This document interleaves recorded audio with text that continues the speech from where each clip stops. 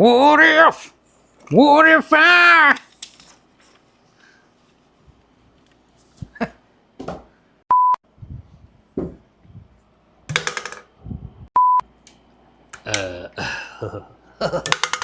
Yeah. Capybara. It's my favorite rodent. What? What? That's a rodent? That's a rodent's name? Yeah, dude. You don't know about the capybara? I don't know if I want to I know. don't even know. I think that's how you say it. It's one of them Australian things. Dog. That's why I don't live in Australia. The rodent. That's like the one thing that would make me want to live in Australia is that thing. Can you ride him? Like a bull? If you're small enough. Is it like the Princess Bride? The ROUS? I need a break. Rodents of unusual size? That would be inconceivable. It's inconceivable. Inconceivable. Inconceivable. It's inconceivable. You weren't playing. I was just another notch. It's my magic shoes. Mama said they'd take me anyway. All right. Your mama might see this one day. I know. Time to be serious.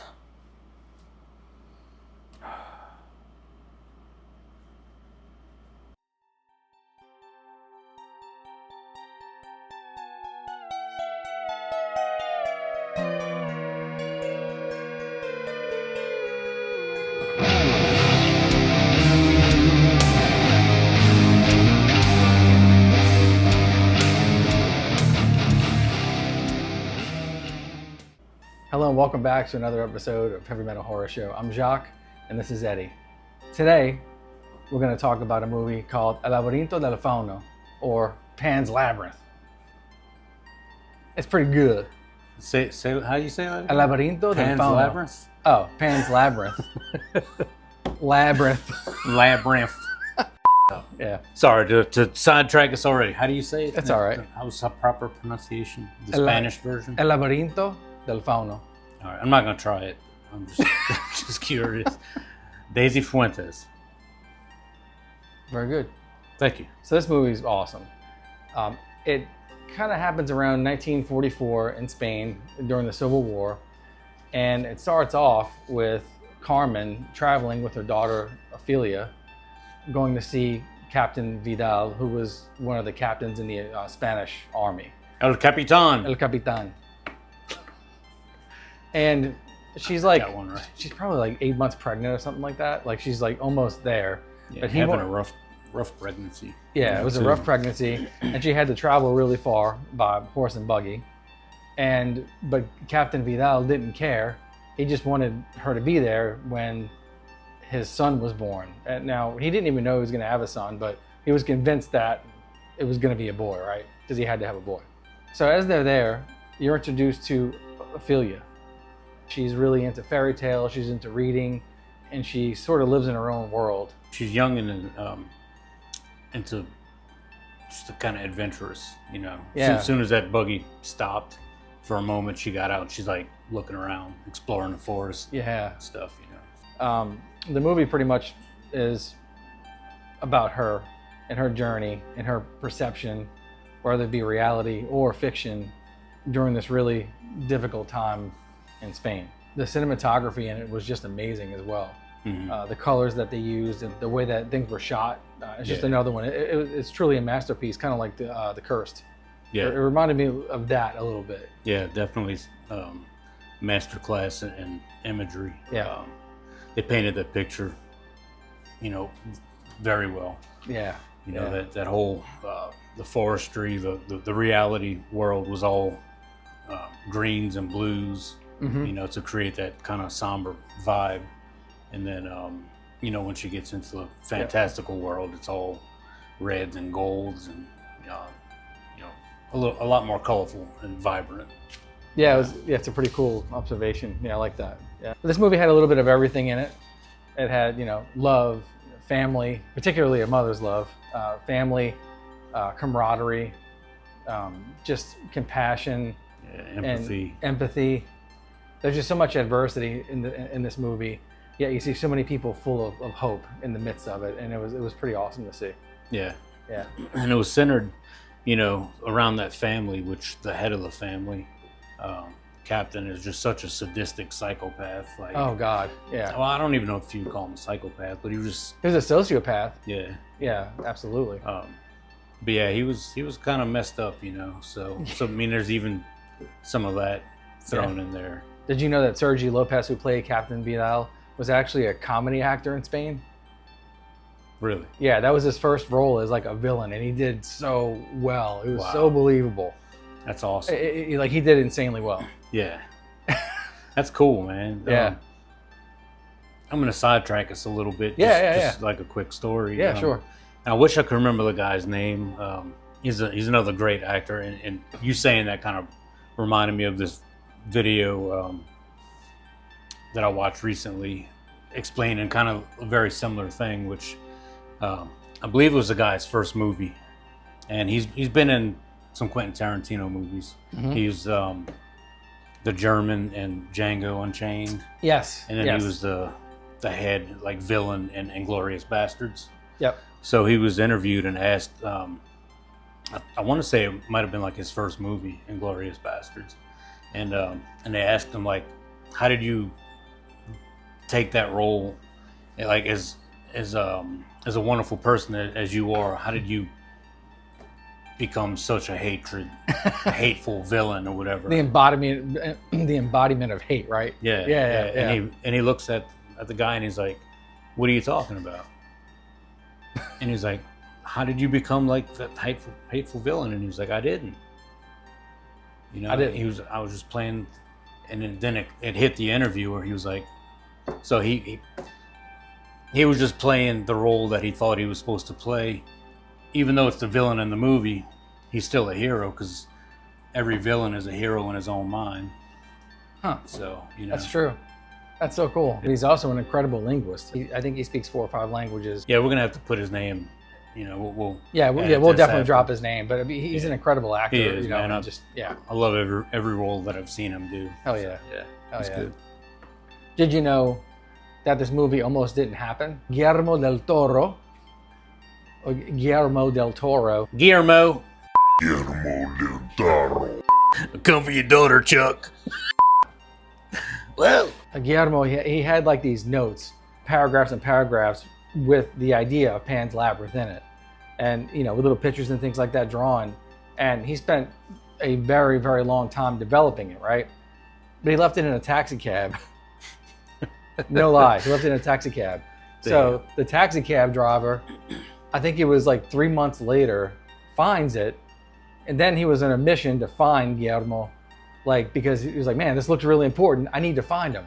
So the taxi cab driver freaking finds him and tells him, hey, like, I have your notebook. And Guillermo was so like thrilled to have it. He gave him like a $900 tip Damn.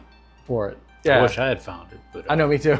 I'm glad he found it. You know, it's a great movie. Yeah, That's a cool story. That's the coolest story I've ever heard in my entire life. That's insane. yeah, like it almost didn't happen at all. Yeah. It's like, Take that as a sign to make this movie. you know? yeah, yeah, Yeah. yeah. And did you know that this movie also was had such a small budget that it almost didn't get completed? Really? Yeah, so Guillermo, Guillermo. Muy bien. huh? Muy bien. Muy bien. Yeah. So anyway, yeah, so he did the director,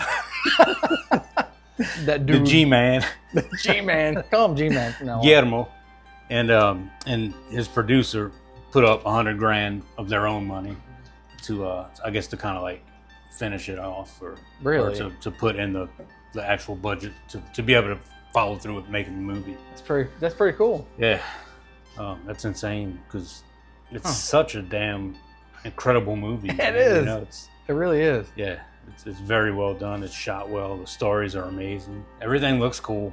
Yeah. You know, they didn't use CGI, so once again, you know, Right. CGI gets beat out by real special effects. You know. Yeah, I always think that practical effects are better. Yeah. They just look better. I don't know. You can't beat them. Yeah. Can't beat them with a stick. or something. Let me at him. So remember the pale man in the movie? Yeah. Creepy dude with no eyes. Hell yeah, he's awesome. Well, that was Go way back. He was played by Doug Jones, and it actually took him 5 hours to put the prosthetics on, Damn. like by themselves. Really? Doug Jones! Hell yeah. And dude, you know what else? Like, one wouldn't think of this unless you really unless you think of it. So Wow. Doug Jones doesn't speak Spanish, but the whole cast, well, the whole My movie, kind of dude, man. no mames. Nah. So the whole crew spoke Spanish. It's a Spanish, it's a Spanish movie, right? Yeah. So he had to actually learn to take cues from the cast based off of body language because he didn't understand what the hell they were saying Oh, yeah. during it. Damn. So not only was he in this massively big costume that took 5 hours to put on, he could see through the nostrils, and then he had to pick up on he had to memorize the sequence more or less, and not so much the words because he didn't speak Spanish. Yeah. Damn. So I thought that was pretty cool. Do you understand the words that are coming out of my mouth? Yeah. Yeah. That's awesome. That's just another awesome hidden nugget right there. Nugget of knowledge. That's why we're here. You're welcome. Yeah, that's what we're here for. Yeah, so the Pale Man, if you didn't know, he loves to eat fairies. Yeah. Yeah. It's he's kind of crazy like that, it's his favorite pastime. Stuff. So did you know that that character was based or inspired by a real Japanese folk story? Kind of Really? like not really. I guess it would be a cryptid or just an old horror tale. I didn't know that. Yeah, the Pale Man was inspired by a Japanese. I believe it's pronounced Tanomi, Sounds right. Tanome. Tanome, yeah. If you speak Japanese, hit us up in the comments. Yeah, and let us know. But don't write it in Japanese. Write it phonetically, please, because we don't speak Japanese yet. Yeah, yep. Learn us something.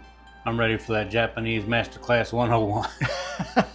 So the story goes that there was this old blind guy, and he was in a process of being murdered by some thugs or whatever, and in his last dying moments or whatever, his last wish was to be reincarnated as somebody who could see, so that he can come back and get revenge on those people who murdered him.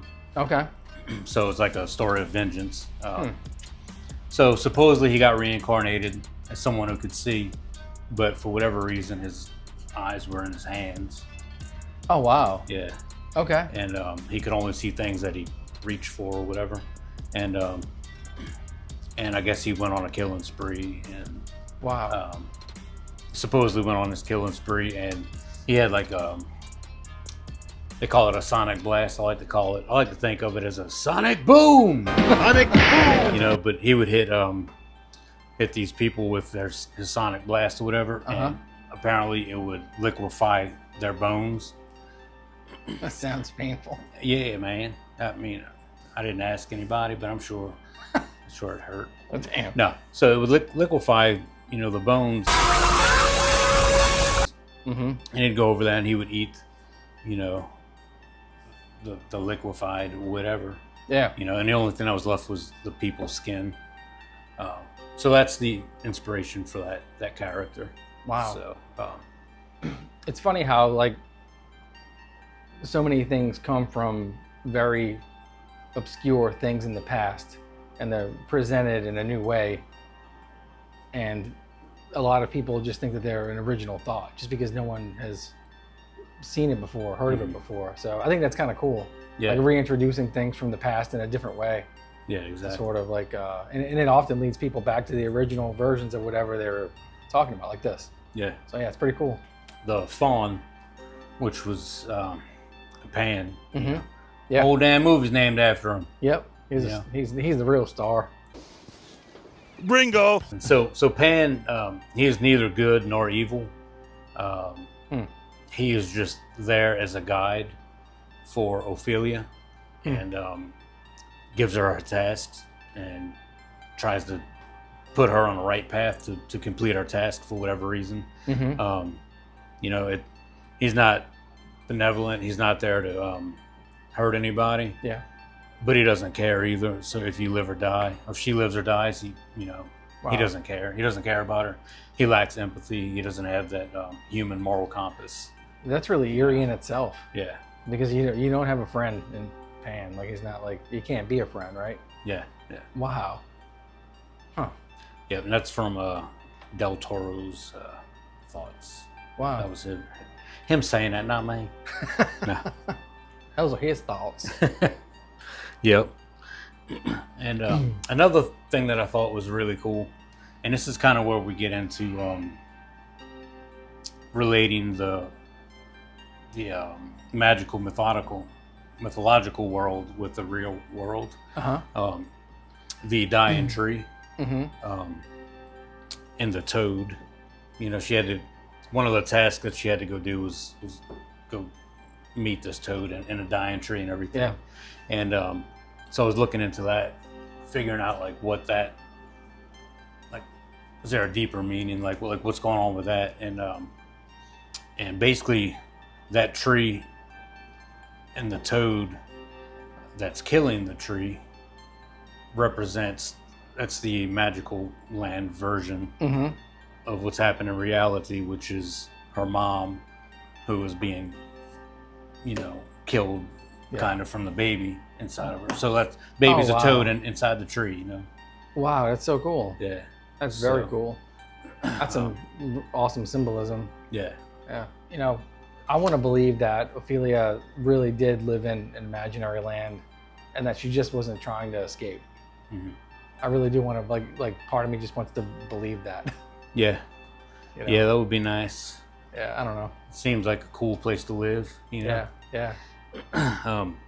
So she was given 3 tasks by the fawn that had to be completed by the full moon or before the full moon, and even those are relatable to the reality, to the real life world that we see. Okay.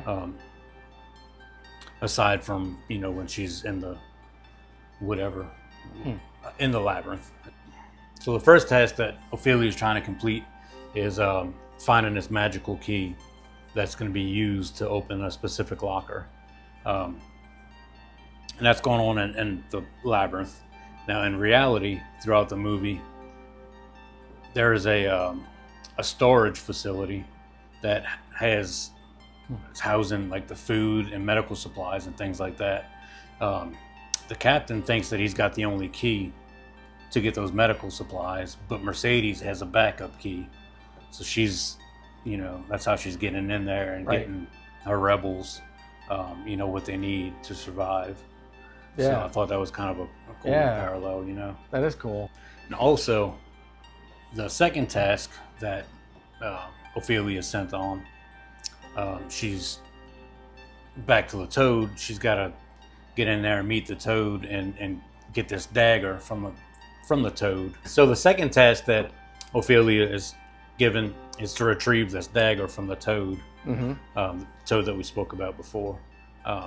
So she's going through meeting the toad, does what she has to do, retrieves the dagger, and that relates back to, if you think about it, Mercedes throughout the whole movie, they kept zooming in at certain points, showing her she always had this little knife, a little dagger that she was, cutting food with, and she'd always roll it up, and she was hiding it the whole time, and she ended up using it toward the end of the movie, so that's another cool parallel, The third task that she was given was going to be to have to sacrifice her little brother. She brings the baby to the labyrinth with her, and so now she's seeing the whole picture. She had to get the key to get the dagger, and now the fawn is telling her it's time to sacrifice your brother so that you can go to the next step and become Princess Moana. And so she's given that choice, and she decides to not kill her brother. Wow. Yeah. So she decides to sacrifice herself instead of her brother. Like, it's Yeah. such a deep movie. Like, you have to wonder if it is real, if it's in our head, or what were you gonna say? That's what I like about it, you know, like the fact that you really don't know absolutely, like if it was real or if it wasn't. Now, the Fawn already revered Ophelia, because if you watch it in Spanish, he uses the vos form for you.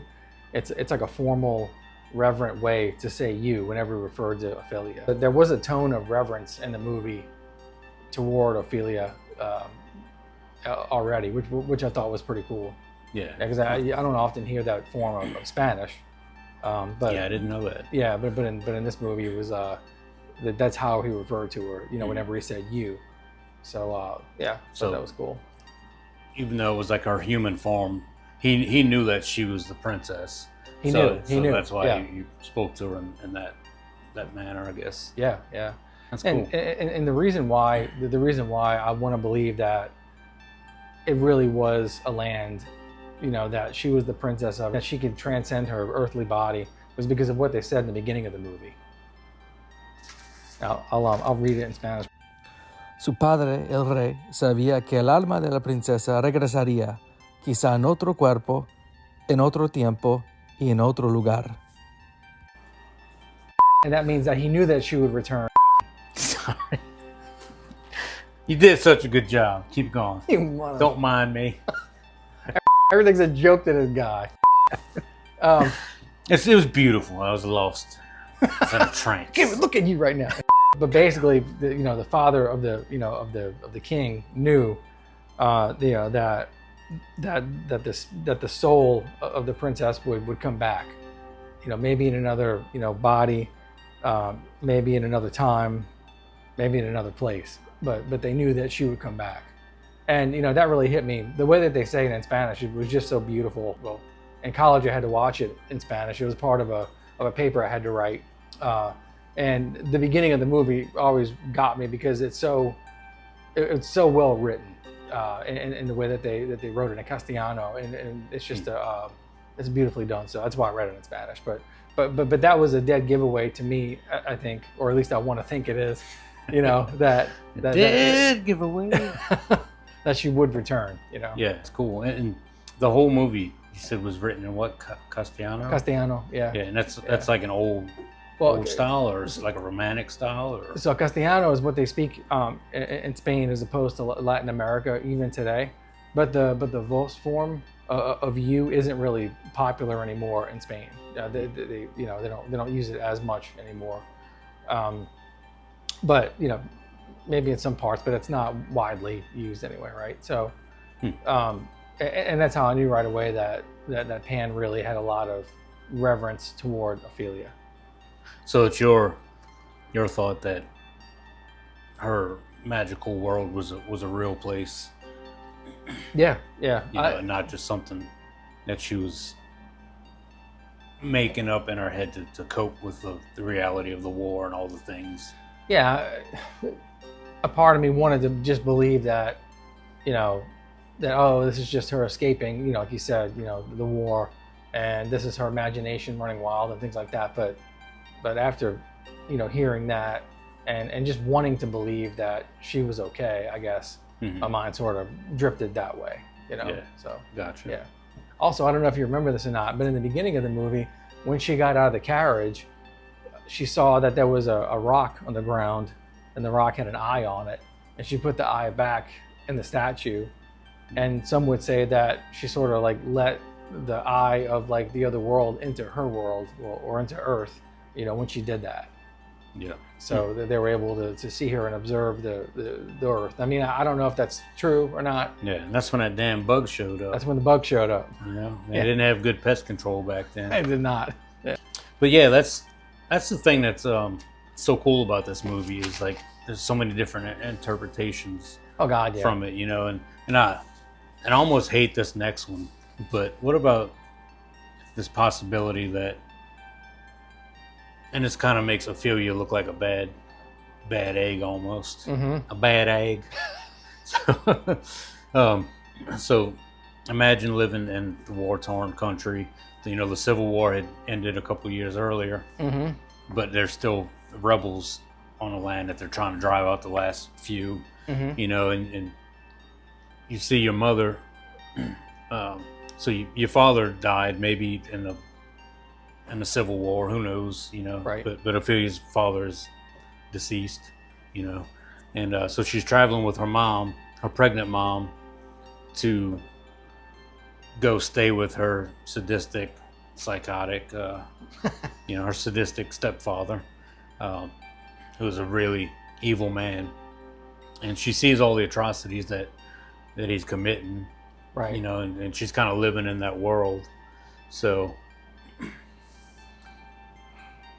what about the possibility that she's creating all this stuff up in our head, going back to what I was talking about earlier, which sucks, but where a villain can be a hero in their own mind?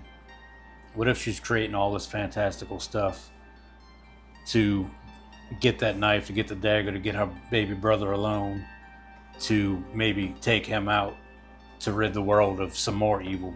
Because you know that baby's probably going to grow up to be just like the dad, because he wants to raise him a certain way, you know?